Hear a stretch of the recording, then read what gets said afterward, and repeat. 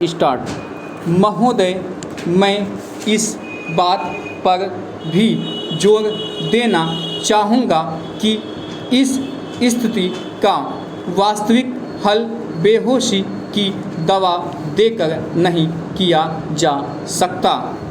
इससे रोग के लक्षणों की उग्रता को तो कुछ समय के लिए भूला जा सकता है, पर अंततः तो रोग बढ़ ही जाता है। सभी जगह राजनीतिज्ञों की इस उलझन को मैं समझता हूँ, जो बड़े उपायों पर सच्ची सहमति न होने के अभाव में तात्कालिक लाभ के उपायों को ही प्राथमिकता देने लगते हैं।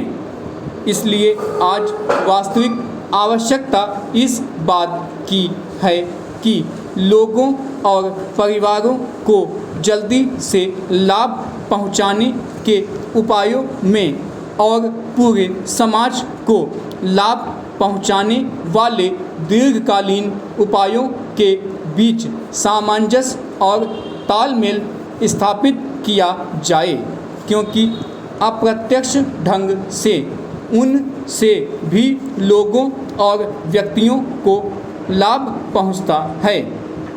इसलिए हमारा कार्यक्रम ऐसा होना चाहिए जो व्यक्ति, परिवार और समाज सभी के लिए उपयुक्त और माइक्रो स्तर पर तीनों तरफ चलने वाले हमारे प्रयास एक और मिल जाएं। हमारी 8वीं योजना में इसी बात पर जोर दिया गया है। इस योजना में ग्रामीण विकास की राशि में वृद्धि की गई है, जो 11,000 करोड़ रुपए से बढ़ाकर 30,000 करोड़ रुपए कर दी गई है। इसमें जिन कार्यक्रमों को शामिल किया गया है उनमें रोजगार पैदा करना, रोजगार का आश्वासन देना, समन्वित बाल विकास योजनाएं, टीकाकरण, शिक्षा और अन्य कई सामाजिक आवश्यकताएं पूरी करने वाली योजनाएं भी शामिल हैं। इस बात की आवश्यकता हमेशा बनी रहती है कि समय समय पर लोगों की ज़रूरतों और मांगों को देखते हुए उनमें हमेशा यथोचित सामंजस्य किया जाना चाहिए। तथापि केवल इतना ही पर्याप्त नहीं होता कि योजनाएं शुरू कर दी जाएं।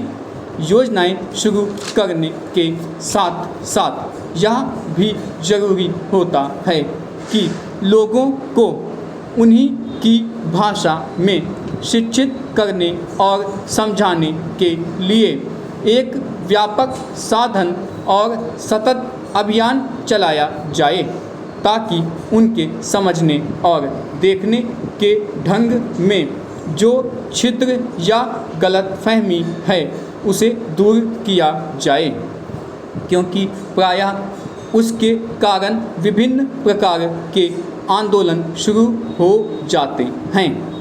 इसलिए गांवों में उन्हें समझाने के माध्यम में परिवर्तन करना अत्यधिक महत्व का है, और मुझे इस बात का निश्चय नहीं कि इस दिशा में हमने जो कुछ करना है क्या वह हम कर चुके हैं। प्रगति और वृद्धि की दर में तेजी लाने के मार्ग पर चलने के लिए सामूहिक प्रयास की ज़रूरत होती है। यह ज़रूरी है कि सरकार प्रक्रिया संबंधी बाधाओं को दूर करे, ताकि ऐसा वांछित वातावरण बन सके, उद्यम करने की भावना बढ़ सके, उसका विकास हो सके और वह पनप सके। हमने यही करने की चेष्टा की है।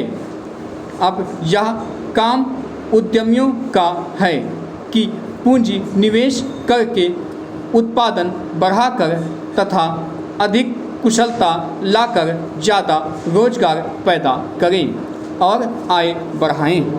आय बढ़ने के साथ साथ मांग बढ़ेगी और इस तरह उत्तरोत्तर वृद्धि का चक्र शुरू हो जाता है।